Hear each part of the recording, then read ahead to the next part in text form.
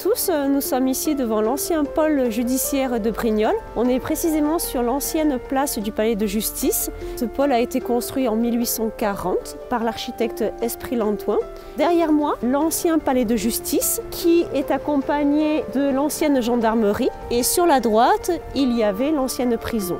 Lorsqu'une personne était arrêtée, elle était interrogée au sein de la gendarmerie. Puis une fois qu'elle avait été entendue, il y avait son procès dans le palais de justice. Et une fois que la décision était tombée, eh bien, le détenu était alors transféré dans la maison d'arrêt. Il faut savoir que cette prison était mixte dans le sens où le rez-de-chaussée et le premier étage étaient réservés aux hommes et les derniers étages étaient réservés aux femmes.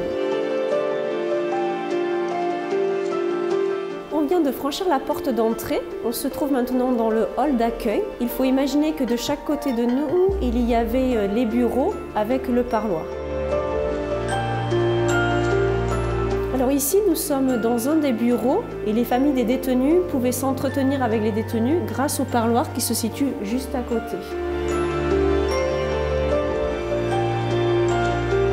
Ici, on est dans un des appartements d'une gardienne qui se composait de 3 pièces, une cuisine, un séjour et une chambre. Et il y avait une petite porte qui menait à un sas qui communiquait avec le deuxième appartement et qui permettait aux gardiennes d'avoir un œil sur les détenus puisque cette ouverture donne sur l'espace carcéral. Alors maintenant, nous sommes dans l'univers carcéral. On est dans l'espace qui était vraiment réservé aux détenus.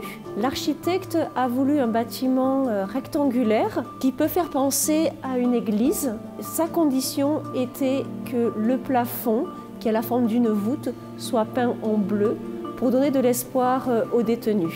C'est une prison dite panoptique, c'est-à-dire que depuis la petite ouverture qui se trouve au nord, le gardien pouvait voir les portes de toutes les cellules sans se déplacer.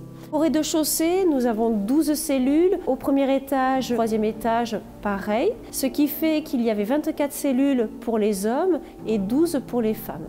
Les détenus étaient arrêtés pour de petites peines qui allaient jusqu'à 2 ans au maximum.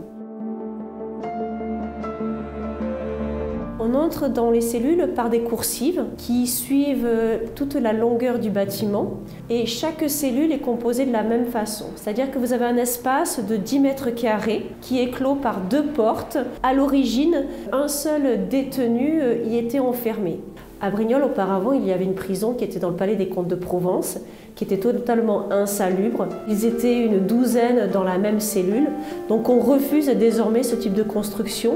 Et donc dans cette cellule, il faut imaginer qu'il y avait une tablette en bois, un sommier, un lieu d'aisance qui a évolué avec le temps, et les murs étaient recouverts de chaux blanches. En revanche, le soubassement, comme vous pouvez le voir, est de couleur noire. On recouvrait cette partie-là d'un goudron qui assurait l'imperméabilité des murs. Chaque cellule offre un certain confort. Elles sont toutes percées d'un soupirail, plus haut que la hauteur d'un homme, mais qui permettait aux détenus d'être en lien direct avec l'extérieur. Alors on découvre une cellule exceptionnelle. Le dernier détenu à l'avoir occupée, Raymond Balestra, a représenté sur 143 dessins sa vie, son quotidien. Ces dessins sont pleins d'émotions, pleins de vie, de la souffrance.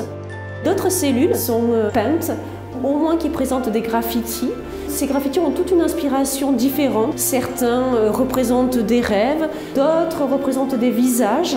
On a un vrai recueil iconographique qui témoigne de la vie de ces détenus qui ont occupé cet espace sur la dernière période. Et donc ces témoignages nous rappellent qu'au-delà d'un lieu patrimonial, c'est un lieu qui était plein d'humanité et plein de souffrance.